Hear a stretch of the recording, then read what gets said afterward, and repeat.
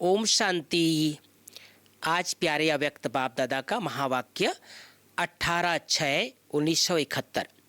Heading है बुद्धि की अलौकिक ड्रिल। आवाज से परे रहना अच्छा लगता है व आवाज में रहना अच्छा लगता है। असली देश व असली स्वरूप में आवाज है। जब अपनी असली स्थिति में स्थित हो जाते हो तो आवाज से परे स्थिति अच्छी लगती है ना। ऐसी प्रैक्टिस हर एक कर रहे हो। जब चाहें जैसे चाहें वैसे स्वरूप में स्थित हो जाएं। जैसे योद्धे जो युद्ध के मैदान पर रहते हैं, उन्हों को जब भी और जैसा ऑर्डर मिलता है वैसे करते ही जाते हैं। ऐसे ही रूहानी वॉरियर्स को भी जब और जैसा डायरेक्शन मिले वैसी अपनी स्थिति को स्थित कर सकते हैं, क्योंकि मास्टर नॉलेजफुल भी हो और मास्टर सर्वशक्तिवान भी हो।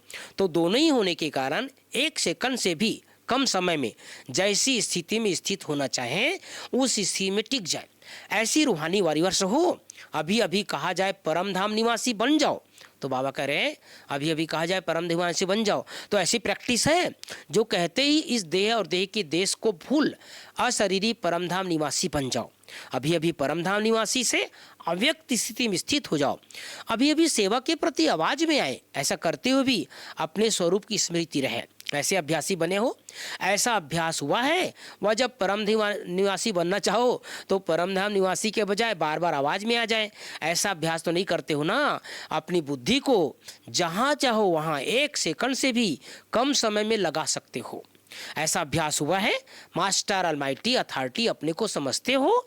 जब ऑलमाइटी अथॉरिटी भी हो तो क्या अपनी बुद्धि की लगन को अथॉरिटी से जहां चाहे वहां नहीं लगा सकते?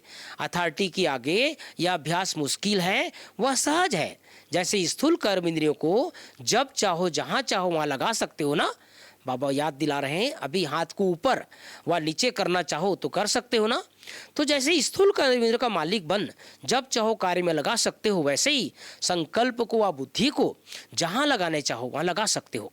इसको ही ईश्वरीय अथॉरिटी कहा जाता है। जो बुद्धि की लगन भी ऐसे ही सहज जहां चाहो वहां लगा सकते हो। जैसे स्थूल हाथ पांव को बिल्कुल सहज रीति जहां चाहो वहां चलाते हो, कर्म में लगाते हो, ऐसे अभ्यासी को ही मास्टर सर्वशक्तिवान व मास्टर नॉलेजफुल कहा जाता है। अगर यह अभ्यास नहीं है तो मास्टर सर्वशक्तिवान व नॉलेजफुल नहीं कह सकते।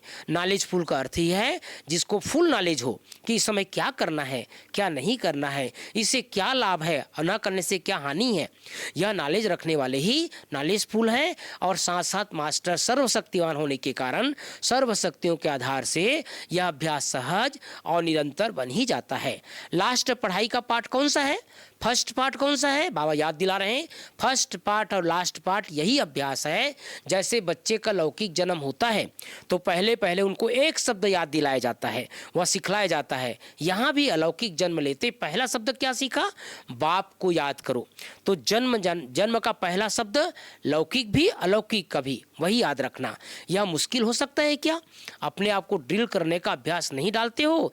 यह है बुद्धि की ड्रिल। ड्रिल के अभ्यासी जो होते हैं तो पहले पहले दर्द भी बहुत महसूस होता है और मुश्किल लगता है, लेकिन जो अभ्यासी बन जाते हैं वह फिर ड्रिल करने के सिवाय रह नहीं सकते। तो यह भी बुद्धि की ड्रिल कराने का अभ्यास कम होने के कारण बाबा याद दिला रहे हैं क्या होता है। कम होने के कारण पहले मुश्किल लगता है, फिर माथा भारी रहने का व कोई न कोई विघ्न सामने बनाने का अनुभव होता है। ऐसे ऐसे अभ्यास करना है। इसके सिवाय राज्य भाग्य की प्राप्ति होना मुश्किल है। जिन्हों को यह अभ्यास मुश्किल लगता है तो प्राप्ति भी मुश्किल है। इसलिए इस मुख्य अभ्यास को सहज और निरंतर बनाओ। ऐसे अभ्यासी अनेक आत्माओं को साक्षात्कार कराने वाले साक्षात बाप दादा दिखाई दे। जैसे वाणी में आना कितना सहज है, वैसे ही ये वाणी से परे जाना भी इतना सहज होना चाहिए। बाबा कह रहे हैं अच्छा इतना सुंदर बाबा ने हम सबको अभ्यास कराया, ड्रिल कराया। कैसे परम धाम जाना है, सूक्ष्म वतन जाना है, सेवा प्रति आवाज में आना है, तो निरंतर अभ्यास हम सबको करते रहना है। ओम शांति, ओम शांति।